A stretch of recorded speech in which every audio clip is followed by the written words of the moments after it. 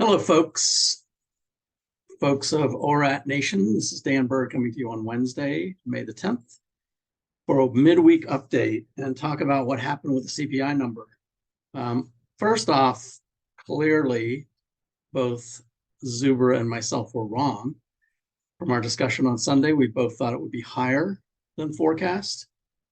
I was more wrong than him because I thought it would be much higher than forecast. And it actually came in a little bit lower than forecast. So we'll take a look at that and talk about what the market looked like today. Let me share my screen. So this is what happened today.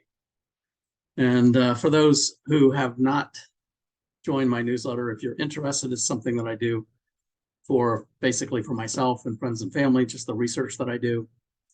There's no charge for it, and I don't sell emails or any of that kind of stuff. So if you're interested, just send me a note to breakpointtrading@gmail.com, and I'll add you to the list. So this down here shows you what happened today. The core CPI came in flat, 5.5, just like forecast. And headline CPI came in at 4.9 year over year. And that's slightly better than what was forecast. Now I'll talk about the charts that we look at in a second, but if you'll notice, the month over month was actually flat as well for CPI. So it's interesting that it actually showed it coming down year over year, which made great headlines for CNBC and all the folks out there that are publishing stuff like that. Crude oil had a much higher than expected inventory number. It didn't really have much of an effect on the oil market or the energy market today, but we'll watch that and see what happens as we move forward. It's much higher than what was forecast. So tomorrow is the PPI number. So we'll see what that comes in at. I don't think it's going to be earth-shattering. It'll probably come in as forecast, much like the core CPI did. So let's take a look at a couple of charts. So this is one that we were using before, and one of the reasons I thought that this month might be higher was CPI is calculated on a 12-month rolling window. So this is what the window looked like for this current report. And you can notice there's a very small one here that dropped off. Because of that small drop off, that's why I thought that this one actually might be better or worse than forecast. But it actually ended up being a little bit better. Interestingly, if you look down here, this is the 12-month rate of change. This is basically where the 4.9 comes from. But if you'll notice over here in this upper left corner, this shows you the percentage change out to 2 decimal points. Now, the one that gets reported chops off that last decimal point. So you can notice here, it's actually 4.96. It's actually closer to 5 than it is to 4.9. But they chop off that last decimal point and they called it 4.9. And that's the reason month over month, it stayed the same. But year over year, it looked like it came down a little bit. It really was pretty flat. And then the core CPI down here, it came in flat as well. But again, if you'll notice the 2 decimal points over here, it's actually 5.54. So it was a little bit higher than 5.5, but they chop off that last one, so they just call it 5.5. Now, what will happen? Here's what happened this month. We just moved this 12-month window over. That's the one that dropped off. And the next one to drop off will be this big one up here. That is going to make as long as inflation doesn't take off again, and I'll show you the next chart that shows, I think, why it came in a little bit lower. But this big one right here that's going to drop off based on a smaller one that will be added on is going to look like inflation is falling off a cliff. And then if you see the one after that, so this is the one that will be reported in June. And this is the one that will be reported in July. And both of those are pretty big. So the next 2 months, inflation is going to look like it's falling off a cliff. We also have the benefit of the one in June to come after both, or actually the Fed meeting where they decide whether to hike it another point or not, or a quarter of a point, will come after the next CPI number and after the next unemployment report. And both of those will probably look pretty good. So I think the Fed is going to say what we've been doing is working. And frankly, it looks like what they've been doing actually is working. So most likely they will not raise at the next meeting, but they will again say that we were going to keep it flat for quite a long time. So we'll see what happens. Now, the next chart, this one here, which we've looked at before, this is one I think is the reason that it came in a little bit lower. I had not been able to validate this, but I had heard somewhere that the oil and gas numbers are reported at the middle of the month. And if the CPI number had come in much hotter than expected, that would have confirmed that that was true. However, they didn't. So I'm thinking now that that peak that happened in the middle of the month and then the big reduction by the end of the month, I'm thinking now that the CPI number is actually taking the full month into account. So gasoline actually came in lower. Oil came in just about the same. And all of these other CRB commodities came in just about the same. Lumber a little bit lower. So I think that probably had more to do with the reason it came in flat or a little bit lower rather than the 12-month rolling window. So we'll see what happens in the rest of the month. You can see actually since the beginning of May, it's actually dropped even more.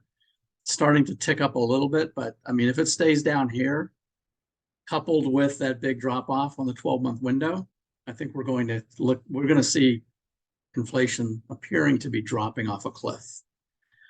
If you'll notice the S&P up here, it didn't make a lot of headway today.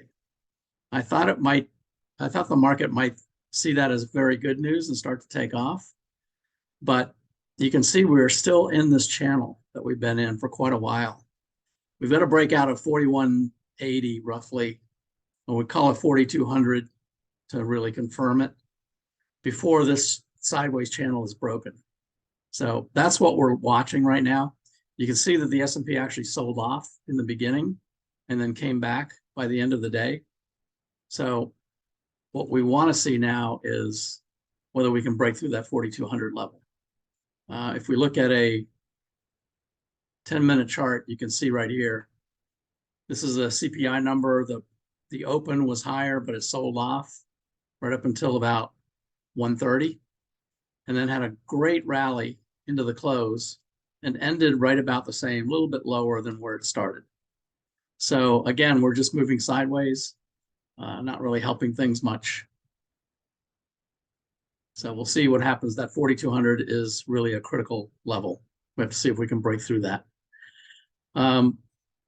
This is the longer term chart. This will show you, again, what I had said before. Let me add a couple of months on here. You can see the quadrant lines, these blue lines.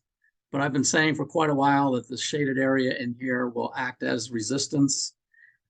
The bears will come in and try to push the market down. The bulls will come in and try to push the market up because we're breaking some of these levels. And there's a big battle going on right now, right in this 42, roughly the 4200 area.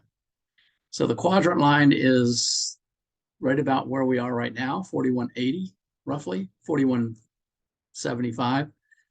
And the Fibonacci level is at basically 4200. So we better break through that, and then the 4300 is the critical one. If we get through that, the market's going to take off. But we've still got this battle going on right in the middle. So we'll see what happens tomorrow. PPI number tomorrow, which I don't think is going to move things too much. Just taking a look at something we haven't looked at in a while. This is the some of the growth versus value chart components that I watch to see whether the market is in risk on mode or moving more towards growth stocks, which I think that it has been, or if it's staying with value stocks. And you can see here, this green line is the low from October. Vertical green line, the horizontal dotted lines are from the low of October, where these different ones were at. You can see consumer discretionary versus consumer staples still has not broken out yet. So that's one that we really would like to see move up. These are discretionary and the communication sector and the technology sector are the three growth sectors. So we want to see all of those leading. But look at the NASDAQ versus the S&P. NASDAQ is clearly outperforming the S&P.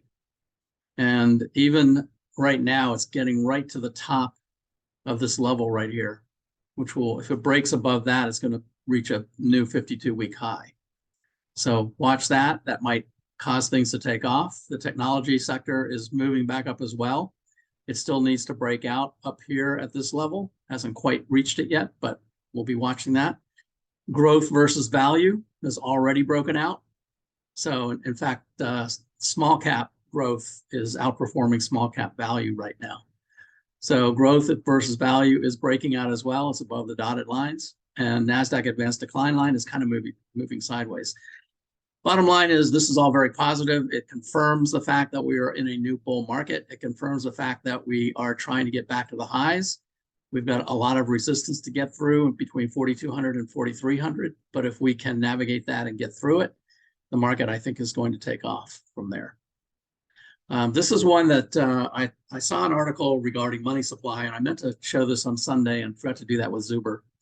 But the article basically said that the money supply has been dropping recently, and that over the last, I think, something like 20 or 30 years, whenever the money supply drops like that, it's very negative for the market and for the economy.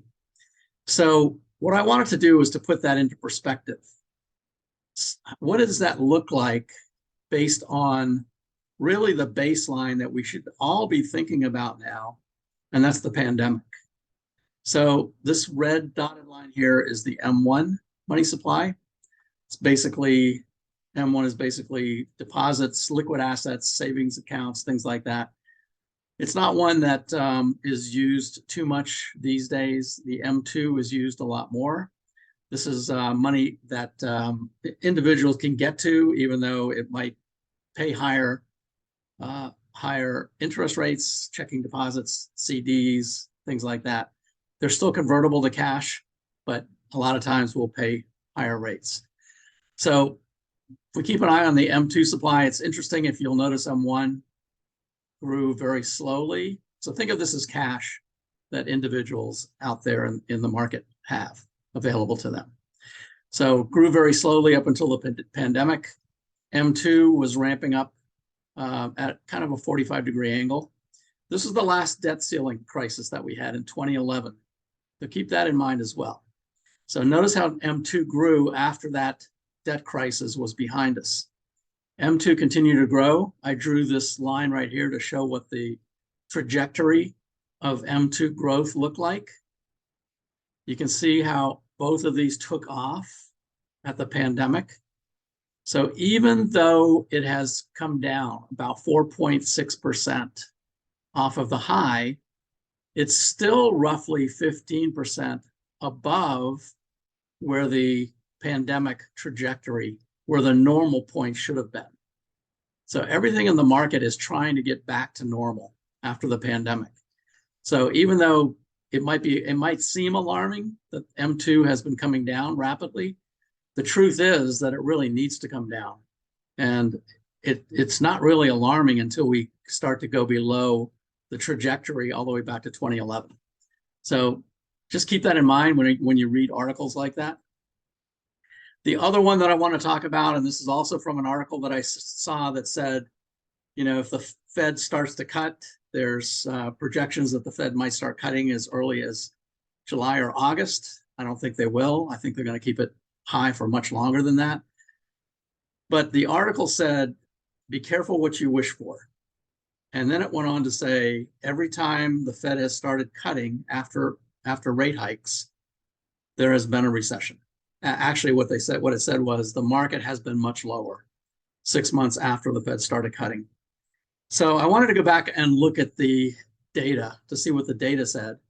And as anything like that, as you folks that have been listening to me for a while, hopefully realize by now, I always put those kind of reports in context with secular bull and bear markets. So here's the chart that I put together. The red is the S&P. The blue line down here is the Fed rate. So the Fed rates right now. This one does not yet reflect the most recent rate hike. So it's going to be up here around 5 right now. But I also put in the recessions that have occurred. So a couple of things to notice. First, the last 2 recessions, major recessions, not the COVID one, which was only 2 months, but the last 2 major recessions, that article was correct. As soon as the Fed started cutting, you can see right here, these pink lines right here show what happened to the market. As soon as the Fed started cutting, yes, 6 months later, the market was lower. In fact, we were in a recession. This one here in 2007, as soon as the Fed started cutting, after the first rate cut, 6 months later, the market was lower and we were in a recession. So those 2 were true. But look what happened back here. Here, the Fed started cutting. The market just kept going higher. Here, the Fed started cutting. In fact, they cut huge right here. This is in 1998. The market did pull back, but the Fed started cutting after the pullback. And then the market took off and kept going higher. This one back here, I can't show it because my chart only lets me go back to 1990. But the first rate cut back here was in August of '89. And then the market actually continued higher until the recession started.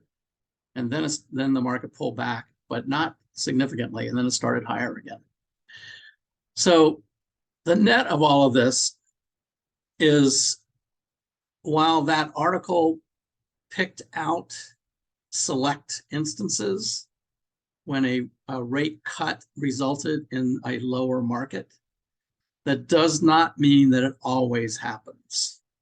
So be careful about that. It's great for getting people to click on things and go read articles. The other thing to point out here that's very interesting is notice when the recessions happen. And this one is true every single time. Notice when the Fed started cutting right here, the recession didn't happen until 6 months later. Even with COVID, when the Fed started cutting right here, then COVID hadn't even started yet. But the Fed started to cut 5 months later is when the recession occurred, and the COVID crash occurred as well. But you know, you might argue that there might not have been a recession at all if it hadn't been for COVID. But it took 5 months before that recession occurred.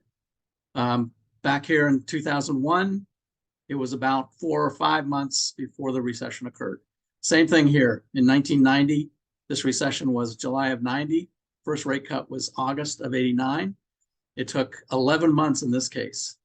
So when the Fed first, the best way to put this is the recession does not happen until the Fed starts cutting rates. So 6 months later is when the recession occurs, after the Fed starts to cut rates. And notice here how long the Fed kept rates high. Even down here, Fed kept rates high here for about 9 months. This one here is about a year. The Fed kept rates high. The Fed will most likely keep rates high for quite a while as well, probably another year. So the 3 things, I've talked about this before, the 3 things I look for a recession is, when will the Fed start to cut? When will the inverted yield curve get back above 0? Everybody loves talking about the inverted yield curve predicts a recession. And it's true, it does. But the recession doesn't happen for 3 to 6 months after it gets above 0. It's nowhere close to that right now. And the third thing is when the unemployment rate starts to rise materially. That's usually the lagging indicator. That usually happens right before the recession happens. But the unemployment rate right now is at all-time lows, historic lows. So I'm not seeing a recession in our future until sometime early next year, if at all. And if we do have one, it's going to be short and shallow. So these green and blue, red boxes, these are the secular bull and bear markets. You can see that the 2 times here where the Fed cut rates and the market kept going up was inside of a secular bull market. These 2 recessions, the longer recessions, were inside of a secular bear market. And then this one here, the COVID, was inside of a bull, what currently is a bull market. Now, I might point out, if you notice the overlap right here, this bull market kept going up and then it started to come down, and it did not confirm that it was no longer a secular bull until this went below the 200-week moving average right here. So that's why you see an overlap right here. It was a bull market and it was green, the same thing, same as we are right now. But as soon as this went below the 200-week moving average, then we moved the red box back to the highs back here. We will do the same thing here if it goes below this 200-week moving average, but it has not done that throughout this whole secular bull market. The market has not closed below the 200-week moving average. It did go below it for COVID, but this is a monthly chart, or no, I'm sorry, this is a weekly chart. It did not close below it. So it went down and it came right back up again. So those are the things to look for. Anyway, I wanted to point that out again, an article that I read. They love to pick out specific instances and write doom and gloom around that, but I always like to go back and verify it and see if that's really true. So yes, when the Fed starts cutting, it could mean the market goes down, but it doesn't always mean the market goes down.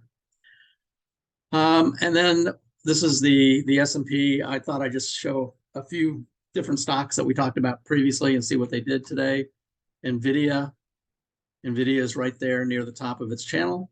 So it's still poised to break out more. It's already broken out, but it's poised to break out more.